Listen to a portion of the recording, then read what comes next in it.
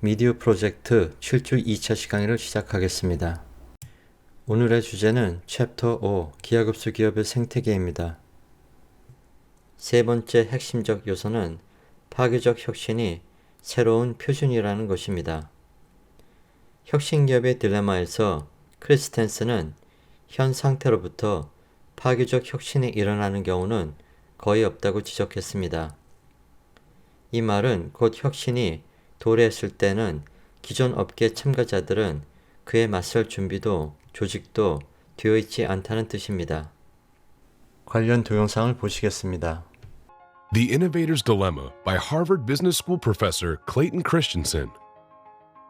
The book explains how successful companies that dominate their industries fail in the face of disruptive innovation. It's a message of caution for leadership teams at these companies, but also a message of encouragement for competitors venturing against these Goliaths. First, we'll distinguish between sustaining and disruptive innovation. Then, we'll discuss why it's difficult for most companies to adopt disruptive technologies. And finally, what does it all mean for both large companies and startups? There are two types of innovation, sustaining and disruptive. A company follows a path of sustaining innovation when it improves a product's performance based on feedback from its best and largest customers. It's usually about reducing defects and making something faster or more powerful. In contrast, a disruptive innovation often involves lower performance in many of the key features valued by the market. It often means more defects and less speed or power. A disruptive product appears as if it's doing everything wrong. A large company with sophisticated and demanding clients can't adopt such a technology. Why would anyone want to focus on a disruptive innovation? The subtle but key difference is that sustaining innovation satisfies customers' current needs, whereas disruptive technologies and business models evolve to meet customers' future needs. These two types of innovation are at the core of the innovator's dilemma. Following a sustaining innovation path makes a lot more sense in the short term, but can ultimately doom the company to failure. On the other hand, dedicating valuable resources to a niche and unproven opportunity doesn't make sense, but can be the future of the company. Disruptive innovation is often born from a need that exists in a niche market that's neglected by current market offerings. That small market segment may not care about traditional performance features. A great example is cameras and smartphones. Smartphones started with very poor camera capabilities that served only the lowest tier of customers. Initially, they were pretty useless as cameras and few people would use them. But they evolved in leaps and bounds and now have successfully displaced cameras from many traditional uses. Similar business model and technological disruptions appear all over the place. Wikipedia rendered encyclopedias extinct. Google Maps replaced expensive navigation systems. Skype dealt a big blow to phone companies. Netflix drove large video rental retail chains to bankruptcy. The Kindle is changing book publishing. Airbnb is driving hotel managers crazy. And Uber has taxi drivers up in arms. The question is, why are large, well-resourced companies often caught asleep? Why aren't they at the forefront of disruptive innovation? Given the small market size and unappealing characteristics of a disruptive technology, a successful company can't dedicate resources to small and unproven offerings. What does this mean for large companies' future? Even though disruptive innovations may not make sense in the short term, they simply can't be ignored. Companies need to listen to their customers in order to continue successfully with their sustaining innovations. But they need to look at niche markets and how they use their products in order to identify potentially disruptive innovations and embrace them. For startups, it's all good news. As long as their innovation has the potential to improve performance rapidly, it's actually a good thing that their initial market is small. This gives them more time to fine-tune their technology. Many startups have been and will continue to be surprised by their much larger competitors' indifference. The Innovator's Dilemma was published in 1997, but continues to be an extremely insightful approach to innovation, explaining why market leaders can't afford to ignore innovations that cater to niche markets, while startups perhaps don't need to worry too much about their larger competitors. A small target market can be the start of something really big. 신문업계가 그 완벽한 예입니다. 크레이글리스트가 삼행 광고라는 사업 모델로 차근차근 파괴하고 있는데도 신문업계는 10년간 앉아서 구경만 했습니다. 요즘은 아웃사이더가 훨씬 더 유리한 세상입니다. 걱정할 기존 시스템도 없고 간접 비용도 낮으며 대중화된 정보와 기술의 이점을 누릴 수 있는 신규 진입자들은 최소 비용으로 빠르게 움직일 수 있습니다. 새로운 주인공들, 새로운 진입자들은 시장의 종류를 가리지 않고 언제든 공격할 채비가 갖춰져 있습니다. 실제로 요즘에는 어디를 가나 변화의 속도가 너무 빨라서 이제는 누군가 당신을 파괴할 것이라고 당연히 가정해야 합니다. 그 방향은 뜻하지 않은 곳에서 시작되는 경우가 많을 것입니다. 당신이 파괴하지 않으면 남들이 대신 파괴할 것입니다. 어느 시장, 어느 지역, 어느 산업이든 이에 해당됩니다. 100년 전에는 경쟁의 원동력이 주로 생산이었습니다. 40년 전에는 마케팅이 지배적인 요소로 부각되었습니다. 그리고 이제 인터넷 시대에는 제조와 마케팅이 기성 제품화되고 대중화되면서 아이디어와 이상이 가장 중요해졌습니다. 마케팅은 점차 제품 혁신으로 바뀌었습니다. 좋은 제품은 저절로 팔리는 것입니다.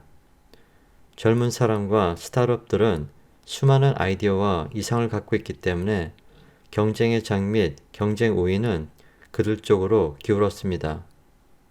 오늘날 파괴적 혁신의 시발점이 기존에 있던 직접적인 경쟁자들이 아니라 스타트업이 될 가능성이 훨씬 커졌습니다.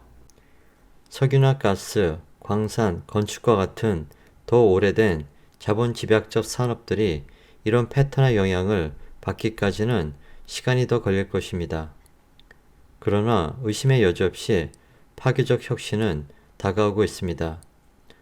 정보기술의 도움을 받는 태양에너지 기술의 가격 대비 성능비는 3년마다 계속 2배가 되어 왔습니다. 한편 부동산이나 자동차 같은 전통적 산업들은 이미 이 새로운 시대에 큰 영향을 받고 있습니다. 특히 자동차 산업은 순수 전기차인 테슬라가 등장하면서 혼란을 겪고 있습니다. 테슬라는 고성능, 고급 차량이지만 거기서 그치지 않습니다. 실리콘밸리에서는 테슬라를 어쩌다 보니 움직이는 컴퓨터, 그것도 아주 잘 움직이는 컴퓨터로 설명하는 경우가 흔합니다. 실리콘밸리에서 전기공학자들로 이루어진 팀이 3년 만에 세상에서 가장 안전한 자동차를 만들어낸 것입니다. 이처럼 파괴적 혁신은 다음과 같은 단계로 이루어진다는 것을 알 수 있습니다. 첫째로, 어느 분야가 정보화됩니다. 두 번째로, 비용이 기하급수적으로 떨어지면서 접근성이 대중화됩니다. 세 번째로, 취미로 즐기는 사람들이 모여서 오픈소스 커뮤니티를 만듭니다. 네 번째로, 기술이 새로운 방식으로 결합하고 새로운 기술 융합이 일어납니다. 다섯 번째로, 수백 배 더 훌륭하고 값싼 새로운 제품과 서비스가 나타납니다. 여섯 번째로, 현 상태가 파괴되고 해당 분야가 정보화됩니다. 생명과학, 로봇, 블록체인까지 큰 변화를 겪고 있습니다. 이들 각 분야에서는 이미 오픈소스의 네트워크를 가진 커뮤니티가 나타났고 혁신의 속도가 점점 더 빨라지면서 위에 제시한 단계를 정확히 밟아나가고 있습니다. 파괴적 혁신이 새로운 표준이 되는 과정은 점점 더 빠르게 발전하는 대중화된 기술들이 강력한 커뮤니티와 결합됨으로써 힘을 발휘하기 때문입니다. 네 번째 핵심 요인은 전문가를 맹신하지 않는다입니다. 전문가는 어떤 것이 왜 불가능한지를 말해주는 사람이라는 옛말이 있습니다. 역사를 보면 최고의 발명이나 해결책이 전문가에서 나오는 경우는 거의 없었습니다. 그런 것들은 언제나 항상 아웃사이더로부터 나왔습니다. 해당 분야 전문가는 아니지만 신선한 시각을 내놓았던 사람들입니다. 캐글 역시 경진대회를 운영하면서 똑같은 사실을 발견했습니다. 가장 먼저 응답해오는 사람들은 언제나 그 분야 전문가들이었습니다. 그들은 이쪽 업계 일을 잘 알고 이런 일을 미리 해보았으니 우리가 해결할 것이라고들 말합니다. 하지만 몇 주가 지나면 언제나 최고의 결과를 내놓는 사람들은 그 분야에 완전히 처음 발을 디딘 사람들입니다. 휴렛 재단이 후원했던 어느 경진대회에서는 대회 주제로 학생들이 작성한 에세이를 자동으로 채점하는 알고리즘 개발을 내걸었습니다. 흥미로웠던 점은 수상자들 중에 자연 언어 처리 경험을 가진 사람이 한 명도 없었다는 것입니다.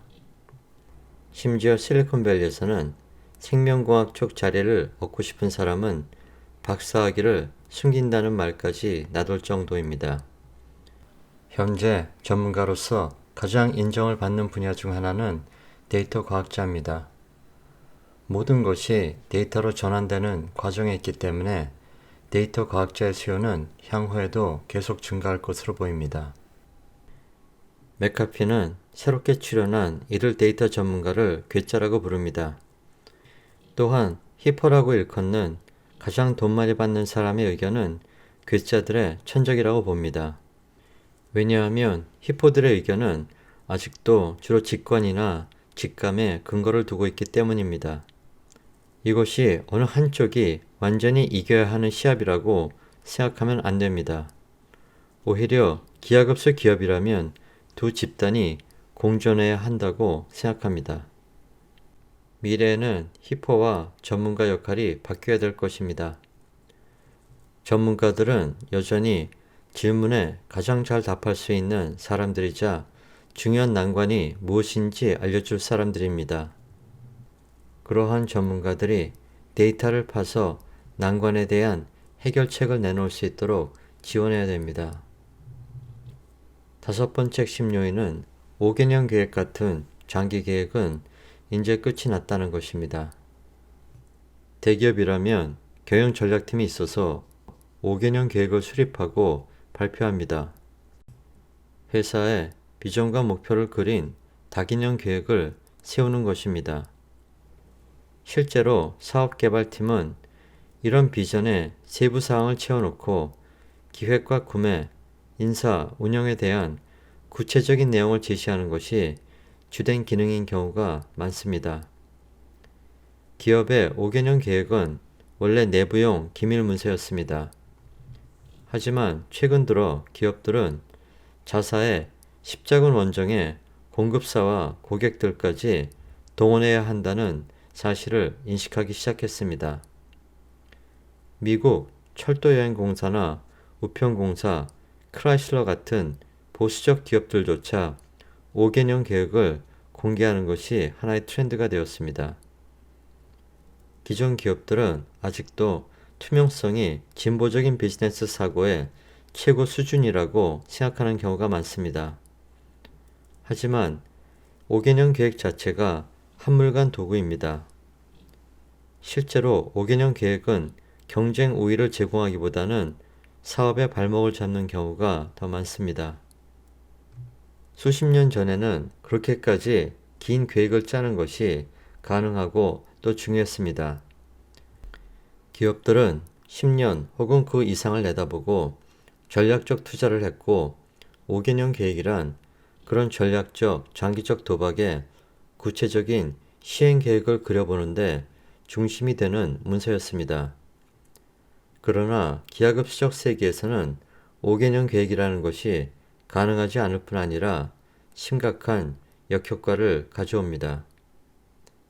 기하급수 기업의 도래는 5개년 계획의 종말을 의미합니다. 언뜻 보면 이 모든 것이 직관에 어긋나는 것처럼 들릴 수 있습니다. 움직이는 속도가 빨라질수록 조기 경보 시스템을 가동하기 위해서라도 더욱더 앞을 주시해야 된다고 생각할 수 있습니다. 이론상으로는 그렇지만 현실은 그와 다릅니다. 미래가 너무 빠르게 바뀌고 있을 때는 앞을 내다보는 것이 오히려 잘못된 시나리오를 만들어낼 가능성을 키웁니다. 지금 5개년 계획을 세우면 잘못된 방향으로 이끌기 일쑤입니다. 바람직한 해결책은 MTP와 같은 큰 비전을 세우고 기하급수 기업의 구조를 갖추고 1년 계획을 시행하면서 확장되는 모습을 봐가며 실시간으로 방향을 수정해 나가는 것입니다. 그것이 기하급수적 기업들이 했던 방법이고 미래의 승자가 될 기업들이 택할 방식입니다. 기획회의나 전략적 의사결정을 할 때에는 대개 다음과 같은 5단계를 거칩니다. 1번, 목적을 정의합니다. 2번, 복수의 관점을 채용합니다. 3번, 문제를 규정합니다. 4번, 분위기를 조성합니다. 5번, 결정을 경험으로 만듭니다. 지루하고 비생산적인 수많은 회의를 줄이고 경영진이 소비하는 시간을 최적화하고 싶다면 미래의 5개년 계획은 다음과 같은 요소로 대체될 것입니다. 1번은 전체적 가이드를 제공하고 정서적 참여를 끌어낼 수 있는 MTP입니다. 2번은 사업 진행 상황에 대한 실시간 정보를 제공하는 대시보드입니다. 3번은 충격의 순간을 활용한 깔끔하고 생산적인 의사결정입니다.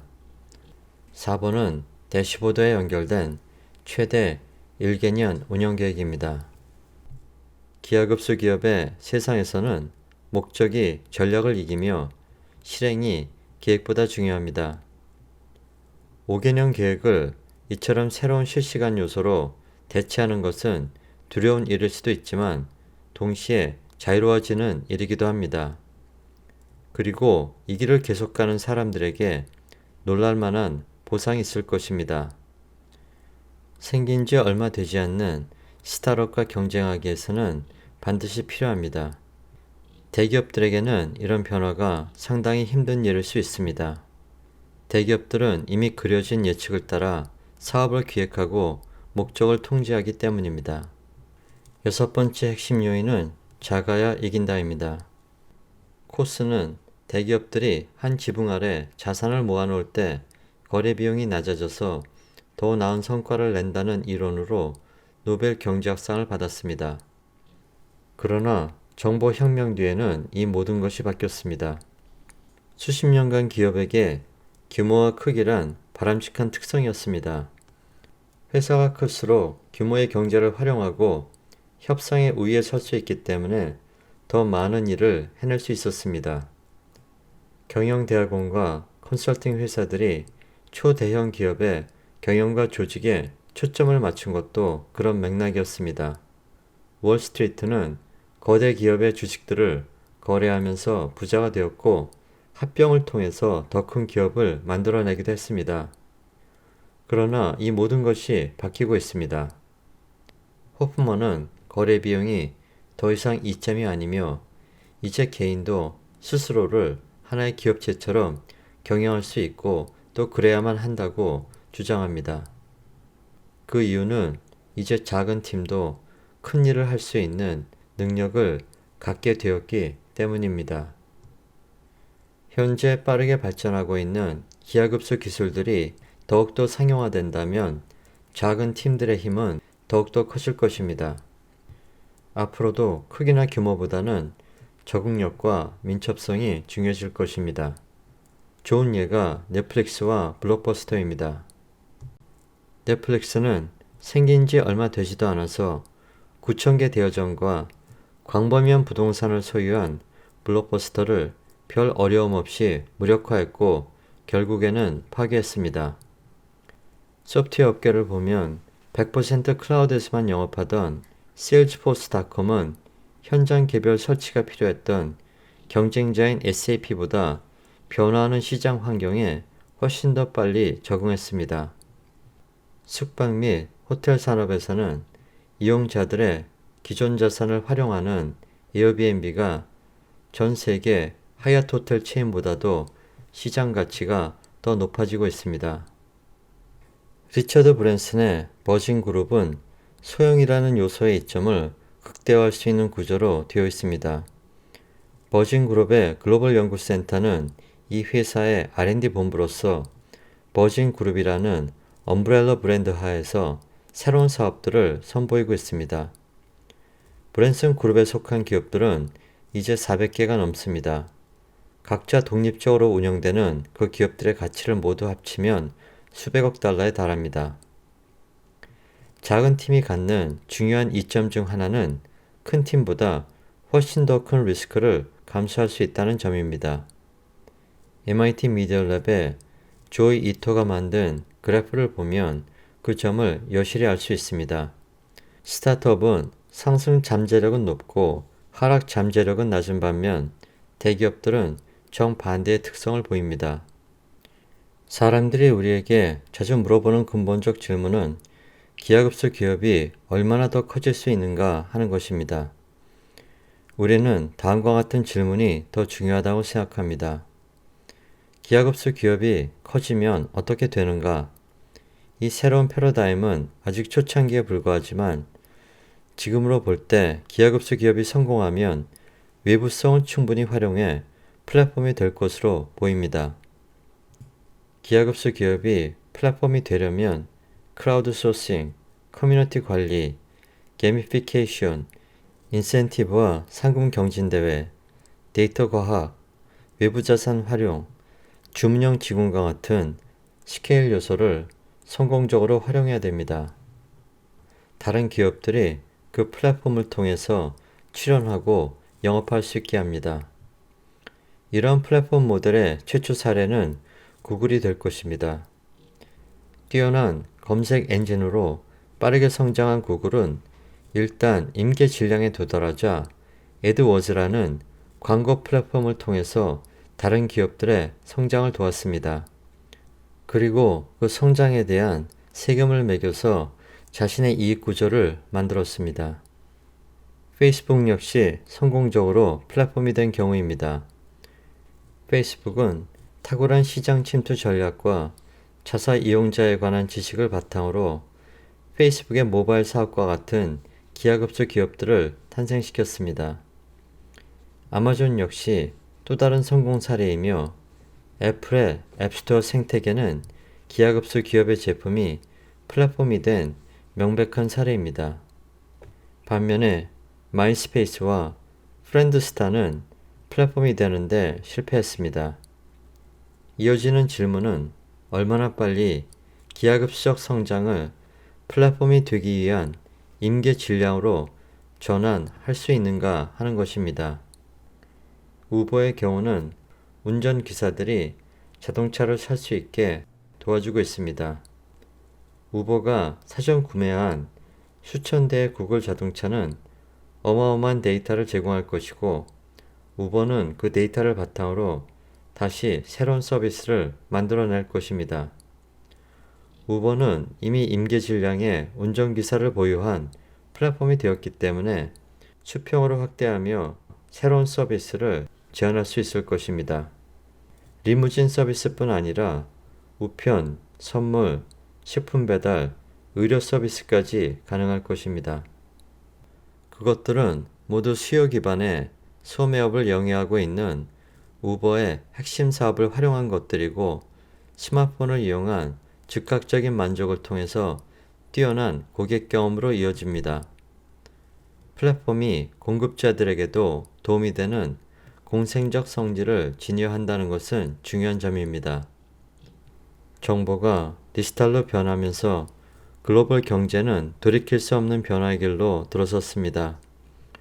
공룡 기업들이 전통적인 위계서열식 시장을 장악하던 시절은 이제 그 종말을 맞이하고 있습니다. 세상은 더 똑똑하고 작고 빠르게 움직이는 기업들의 것입니다. 정보 기반의 산업에만 적용되는 이야기일지 모르지만 머지않아 보다 전통적인 산업에도 적용될 것입니다. 이 책의 2부에서는 MTP, 스케일, 아이디어스를 활용해서 전통적인 산업이 어떻게 변해야 될지에 대한 내용들을 담고 있습니다.